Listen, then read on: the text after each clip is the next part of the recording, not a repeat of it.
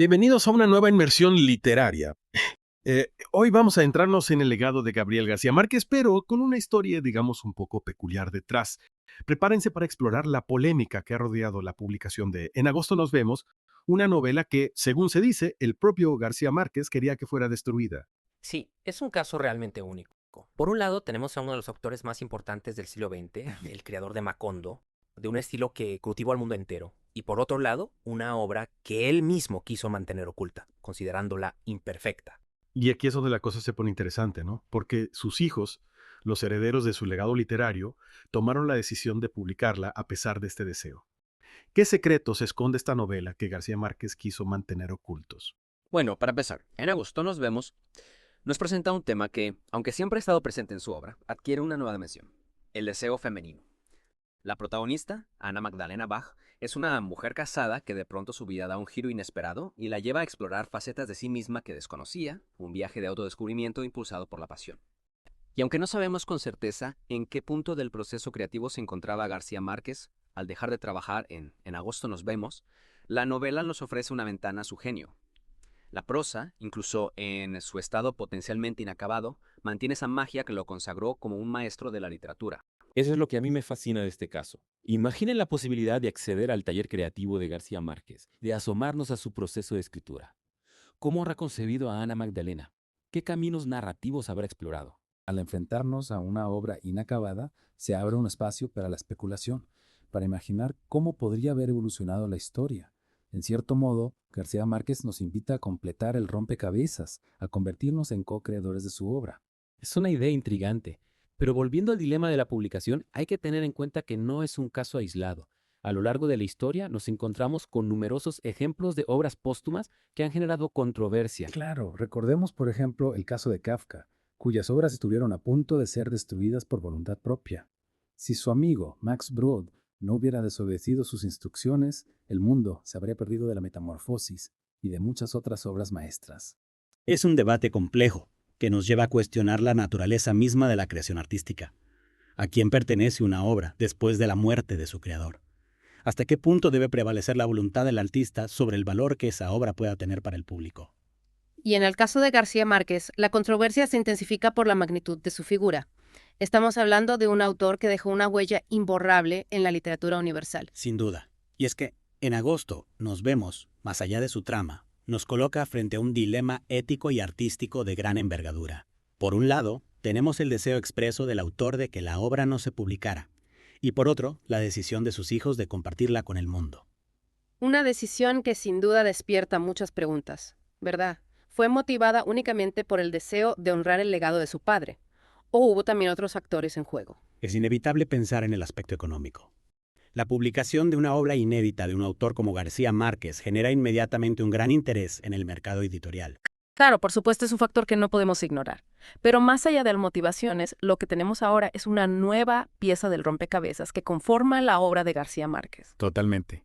Y aunque en agosto nos vemos, puede que no esté terminada, nos permite asomarnos a su proceso creativo, descubrir nuevas facetas de su genio. Exacto. Encontramos, por ejemplo, su maestría en la construcción de atmósferas, en la descripción de personajes memorables, en el uso del lenguaje, cómo evoca emociones. Y esa exploración de la psicología femenina, ¿No? Ana Magdalena es un personaje tan complejo, lleno de matices, que desafía las convenciones sociales de su época. Sí, es cierto. Ana Magdalena, a través de este encuentro fortuito que tiene, se embarca en un viaje de autodescubrimiento que la lleva a cuestionarse su propia identidad. Un tema que sin duda resonará con muchos lectores. Realmente las primeras líneas de la novela, esa descripción tan evocadora de la llegada de Ana Magdalena a la isla. Es un ejemplo perfecto de cómo García Márquez, con pocas palabras, te transporta a otro mundo, te envuelve en una atmósfera particular. Es como si pudieras sentir la brisa del mar, el calor del sol, la arena bajo los pies. Exacto. Y eso es lo que hace que su obra sea tan poderosa. Te atrapa con la historia, pero también te seduce con la forma en que está contada. Y en el caso de En agosto nos vemos, a pesar de las dudas que hay sobre su completitud, la magia de su estilo sigue presente. Sin duda. Y aunque nos quedemos con la intriga de saber cómo habría continuado la historia, la novela tal y como está, nos ofrece una experiencia de lectura fascinante. Nos invita a imaginar, a completar esos espacios en blanco, a dialogar con la obra. Y en ese diálogo, Encontramos nuevas capas de significado, nuevas interpretaciones que enriquecen la lectura. Es como si la propia novela nos desafiara a convertirnos en detectives literarios, ¿no? A buscar pistas, a intentar descifrar esos misterios que esconde. Y ese juego de descubrimiento, esa búsqueda constante, es lo que hace que la lectura sea una experiencia tan gratificante. En el fondo, la literatura es eso, ¿no? Un espacio de libertad donde podemos explorar ideas, emociones.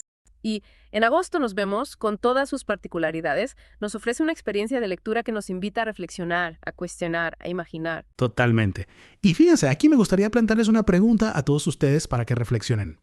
Pónganse por un momento en la piel de los hijos de García Márquez. Imaginen tener en sus manos una obra inédita de su padre, un tesoro literario que él, por las razones que fueran, decidió no publicar.